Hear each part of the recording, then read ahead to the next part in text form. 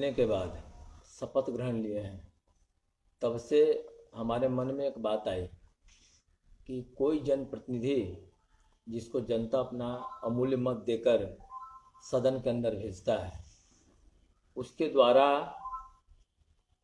प्रति महीने जनहित में कितने कार्य के प्रयास किए जाते हैं उसको मैं पारदर्शी बनाऊं, इसलिए हमने मासिक प्रेस वार्ता का आयोजन का दिमाग में रखा है। और अब तक मैं क्या क्या काम किया हूँ पिछले प्रेस वार्ता में बताया था, फिर उसके बाद आज तक क्या क्या काम कर सका हूँ उससे जनता को रूबरू कराएं, ताकि जनता को समझ में आए कि मेरा काम सही जा रहा है या कम जा रहा है। अगर कम जा रहा है तो जनता हमसे प्रश्न पूछे, अगर सही जा रहा है तो जनता समझ सके। यही मूल उद्देश्य है। सर, क्या प्रगति हुई है जो जनहित के जो काम हुए हैं? जी, जनहित के काम में सबसे पहले मैं आपको बता दूं कि सीतामढ़ी विधानसभा के 28 पंचायत जो ग्रामीण क्षेत्र हैं उनमें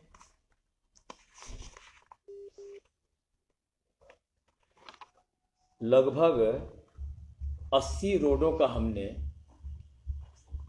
ग्रामीण क्षेत्र के सड़कों का बनाने का कार्यक्रम तय किया है, जिसमें विभाग से भी काफ़ी सहयोग मिला बेशक, जिसमें 11 ग्रामीण सड़क 15 फरवरी से 25 फरवरी के बीच में उसका टेंडर होना संभावित है, और 38 जो ग्रामीण सड़क है वो भी इसी वित्तीय वर्ष में बन जाना है, और 24 नए ग्रामीण सड़कों को फिर से अभी जोड़ा हूँ, जिसका एस्टीमेट बन रहा है, जिसका अभी कोई डेवलपमेंट नहीं है पेपर पे, लेकिन एस्टीमेट बन रहा है। और 13 ऐसे सड़क हैं ग्रामीण सड़क जो MR योजना के अंतर्गत प्रस्तावित है। मतलब कुल मिला के 70 से 75 सड़कों का हमने ग्रामीण सड़कों का चुनाव जीतने के बाद प्रस्ताव दिया, जिसको एग्जीक्यूटिव इंजीनियर से लेके और विभागीय मंत्री से लेके और प्रधान सचिव तक मिलकर इन कामों का प्रगति किया। ये ग्रामीण सड़कों का है। दूसरा ये है स्वास्थ्य के क्षेत्र में, हालांकि चुनावी मुद्दा में हमने 2 ही वचन दिए थे, एक आरओबी का और दूसरा जानकी पर्यटन स्थल का, लेकिन वो बड़ा काम है, उस पर लगातार लगा हूँ। उसके बावजूद सर्वांगीण विकास की हमने बात कही थी, तो सर्वांगीण विकास का मतलब है कि सभी क्षेत्रों में विकास हो। तो ये ग्रामीण सड़कों का क्षेत्र का मैंने अभी चर्चा किया। दूसरा मैं स्वास्थ्य के क्षेत्र में चर्चा करना चाहूँगा कि स्वास्थ्य के क्षेत्र में हमने सरकार से बात करके डिजिटल एक्सरे का स्थापना करवाया, और फिर उसका जिलाधिकारी महोदया के साथ उद्घाटन करने का अवसर मिला। जो डिजिटल एक्सरे अभी काम कर रहा है सदर अस्पताल में। हमने 8 वेंटिलेटर मंगवाया, जिसमें से 6 वेंटिलेटर सदर अस्पताल में पड़े हैं, उसका इंस्टॉलेशन होना है नया बिल्डिंग जब बन जाएगा तो, और 2 वेंटिलेटर उसका अभी ITI में जो कोविड सेंटर बनाया है जिला प्रशासन ने, वहाँ डाला हुआ है। आज आयुष्मान भारत योजना जो केंद्र सरकार की है, उस योजना के तहत साप्ताहिक पखवाड़ा मनाना है। जो जनता उस मानदंड पे आते हैं उनको वो लाभ मिले, इसलिए हमने हरी झंडी दिखाकर ऑटो से प्रचार गाड़ी को भेजा है ग्रामीण क्षेत्रों में, ताकि कोई लाभ से वंचित न रह सके। उसके बाद हमने dialysis machine, CT scan machine और RT-PCR मतलब होता है कोविड-19 का टेस्ट का मशीन होता है। इन मशीनों को मुझे उम्मीद है कि मैं आगामी नवरात्रा से पहले इंस्टॉलेशन करवा लूँगा सदर अस्पताल में। ये मुझे उम्मीद है, इसका मैं कोई वादा नहीं कर रहा हूँ, मैं अनवरत प्रयास करूँगा। उसके बाद में हमने पर्यटन के क्षेत्र में जो काम किया, उसमें पर्यटन मंत्री से मिलके, राज्य के पर्यटन मंत्री से, फिर केंद्रीय पर्यटन मंत्री से मिला, और फिर उत्तर प्रदेश में वो रामायण सर्किट के संदर्भ में, उत्तर प्रदेश के संदर्भ में वो प्रहलाद सिंह पटेल जो केंद्रीय पर्यटन मंत्री है, उन्होंने वहाँ जो किया वो मेरे पत्र पे उनका एक्नॉलेजमेंट भेजा और सीता क्या और सीता पर्यटन स्थल ये उत्तर प्रदेश वाली पत्र है और सीता पर्यटन स्थल और पुंडरीक आश्रम के लिए जो उन्होंने डीपीआर बनाने का बिहार सरकार को भेजा उसका भी एक एक्नॉलेजमेंट पत्र हमको दिया। वो पत्र ये है केंद्रीय पर्यटन मंत्री ने।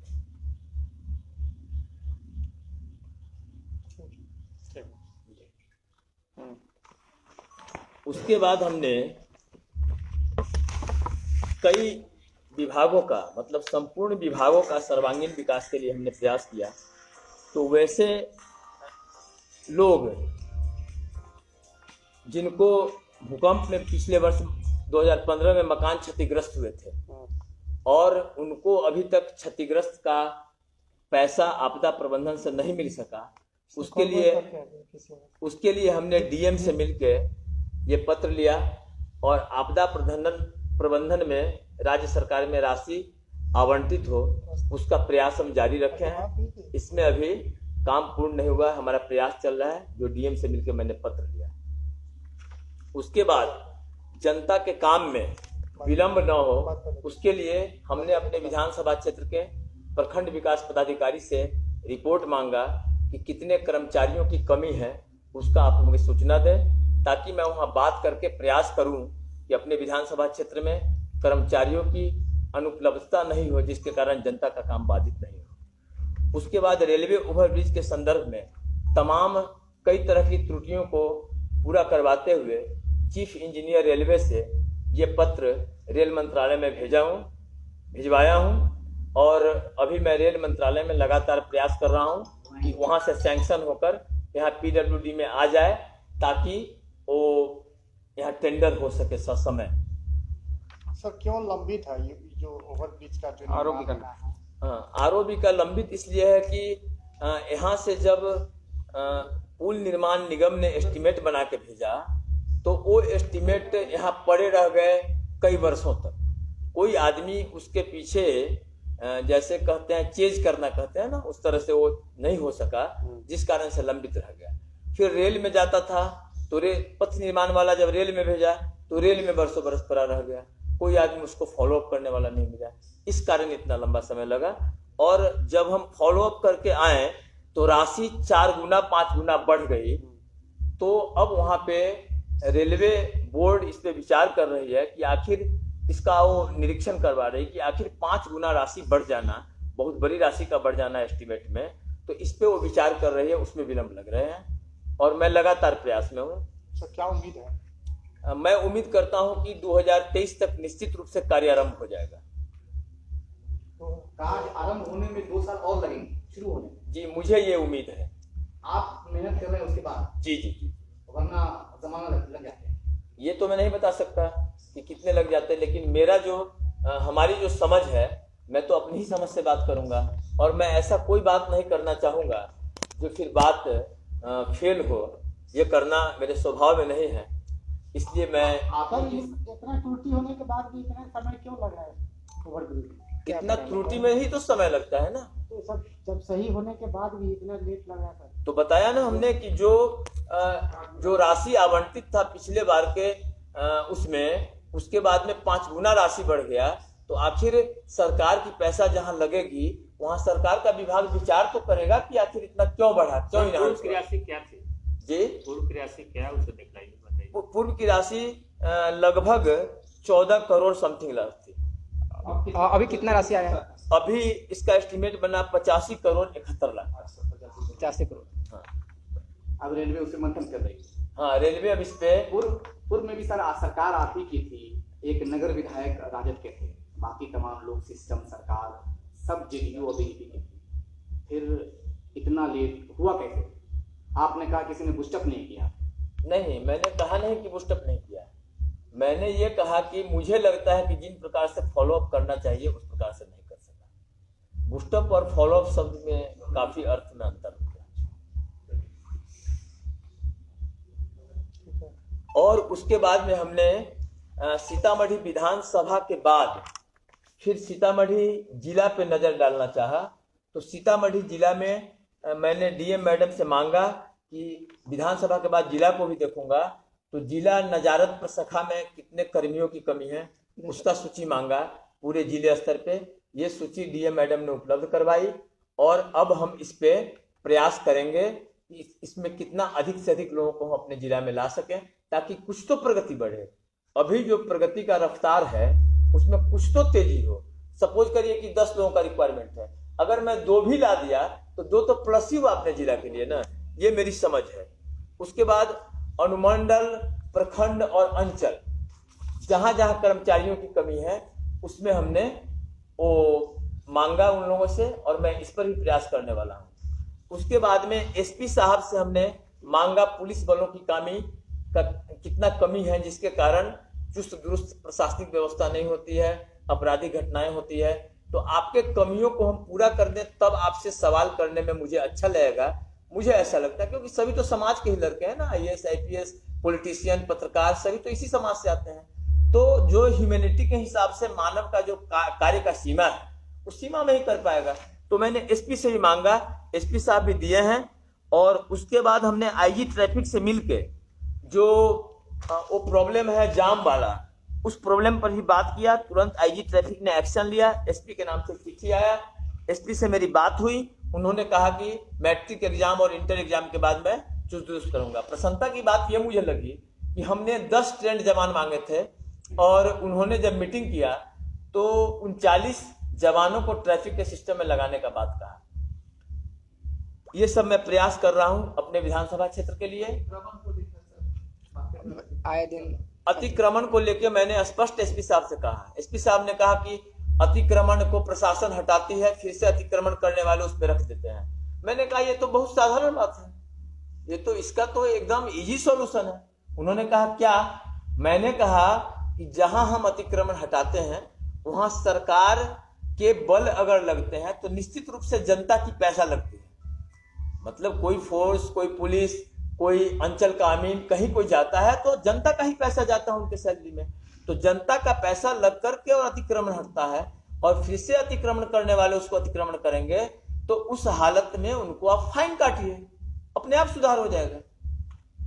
सर एक महत्वपूर्ण सवाल है, जो मेडिकल कॉलेज बन रहा था 1 महीने से वहाँ काम ठप हो गया है।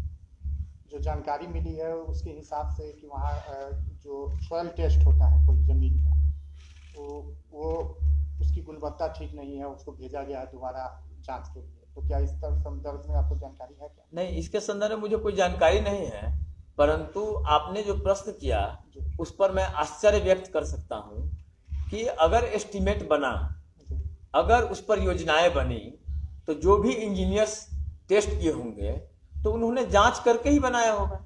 और अगर जांच करके नहीं बनाया होगा तो उन इंजीनियरों को सजा होनी चाहिए कि उसने कैसी पढ़ाई की, कि गवर्नमेंट का इतना सारा प्लान हो गया, सारी घोषणाएं होगी, और अब आप बता रहे हैं कि ये प्रॉब्लम है, वो प्रॉब्लम है। तो ये तो बिल्कुल आपके पढ़ाई पे शक है कि आपने कैसा इंजीनियरिंग किया, आपने कैसा सॉइल टेस्ट पहले किया जब वो प्रस्तावना आया। सर आप जाके वहाँ पर निरीक्षण कीजिएगा क्या, जानकारी लीजिएगा क्या? हाँ, वहां पर जाके निरीक्षण मैं पहले नहीं करूंगा।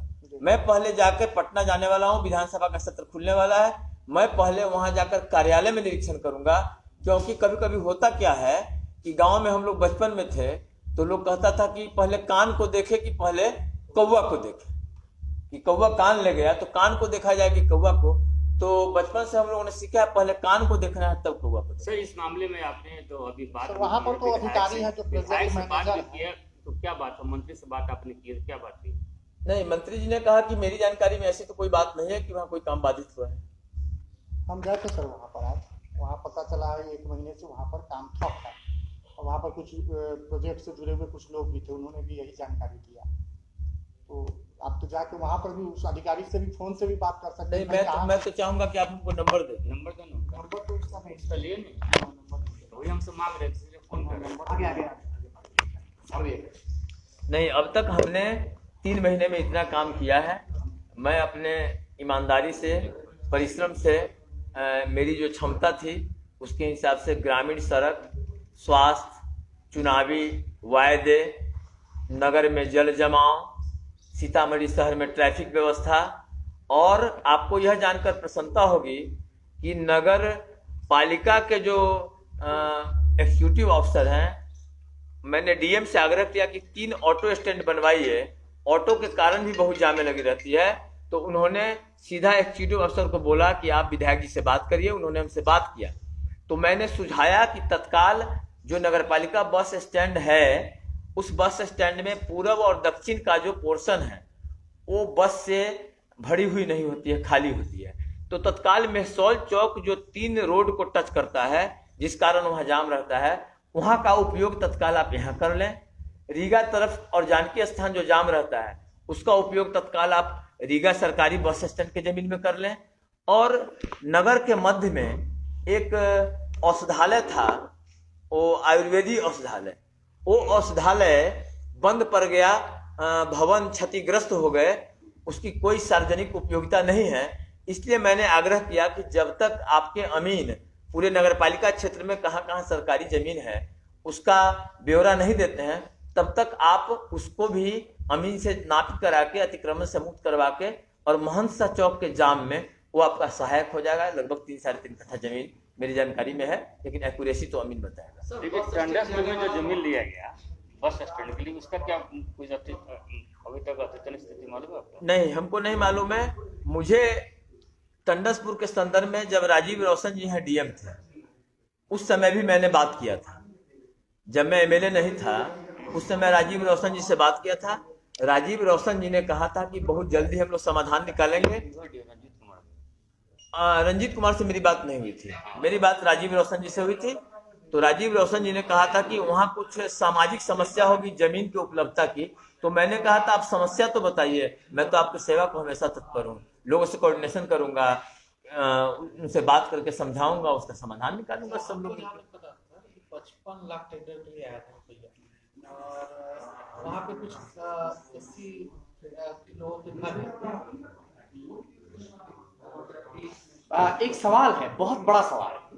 अभी शहर के बीचों बीच रोड उठाया गया है, पीसीसी हुई है, और रोड तकरीबन 1 फीट हाइट किया गया है, और पूरे शहर की दुकानें 1 फीट नीचे चली गई।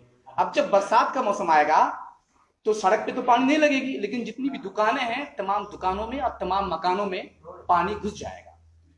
क्या हमेशा लोग अपना मकान ऊंचा करे, फिर सड़क ऊंची हो जाए, फिर मकान ऊंचा करे, फिर सड़क ऊंची हो जाए, फिर मकान नीचा हो जाए, फिर सड़क ऊंचा हो जाए, और इस तरीके से लोगों के मकान 10 साल में नए मकान नीचे हो जाते हैं। एक मकान पर अगर 25 लाख रुपए लगते हैं तो अगर 200 मकान हो गए तो सोचिए कितनी कीमत की मकान नीचे हो जाएगी सिर्फ 50 लाख की सड़कें बनने से। बल्कि पानी निकलने का समाधान नहीं निकाला जा रहा है, ड्रेनेज नहीं बनाया जा रहा है, बड़े नालों का निर्माण नहीं किया जा रहा है। अब क्या होगा शहर का? एक तो है कि जैसे आपको मैं पहले कौन सा जवाब दूं? सड़क वाली सड़क बन गया। हाँ, बन गया। पहले सड़क टूटे हुए थे, बिल्कुल लोगों को दिक्कत था, सरकार ने सड़क बना दिया। तो सड़क बनाया तो स्वाभाविक रूप से थोड़ा सा हाइट होगा ही। नालों का निर्माण नहीं हुआ, उसको उखाड़ कर, उसको नोच कर सड़क वही होती, उसी हाइट पे होती, और नाले चौड़े कर दिए जाते, गटर टाइप का अगर बनाया जाता तो समस्या पानी निकासी का था। हाँ, तो नाले पर हम लोग विचार कर रहे हैं। नगर पालिका क्षेत्र का जो नगर निगम बनेगा उसके बाद इन तमाम विषयों को हम लोग लाएंगे और तमाम जल जमाव की समस्या सभी वार्डों से हटाने का प्रयास करेंगे। सभी वार्डों से जल जमाव हटे और सभी लोग अपने घर के 4 चौखट तक आराम से बिना पानी को स्पर्श किए हुए पहुंच जाएं, ऐसी मेरी परिकल्पना है। तो इस संदर्भ में मैं अभी उप मुख्यमंत्री सह नगर विकास मंत्री को आवेदन दिया हूं और उस पर मैं बहुत वर्कआउट नहीं कर पाया हूं। झूठ बोलना मेरे स्वभाव में नहीं है, मैं बहुत वर्कआउट नहीं कर पाया हूं। मैं आवेदन दिया, मैं अभी वर्कआउट कर पाया हूं रेलवे ओवरब्रिज, पर्यटन, ग्रामीण सड़क, चिकित्सा और शिक्षा के क्षेत्र में भी मैं वर्कआउट करने वाला हूं मैट्रिक एग्जाम के बाद। तो उसमें एक बात हम ये कहेंगे कि जैसे हम लोग गांव में रहते हैं, बचपन से देखते हैं, जो हमारा 1890 का मकान था वो मकान 6 फीट गहरा हो गया और सड़क ऊंची हो गई। तो ये तो अनवरत होता आता है और तमाम समस्याओं से मुक्ति के लिए सिर्फ प्रशासन और सिर्फ सरकार जवाबदेह नहीं है। हम लोग जो जागरूक जनता है, हमारी भी जवाबदेही बनती है कि सरकार अगर नाला बनाती है तो नाला को नाला रहने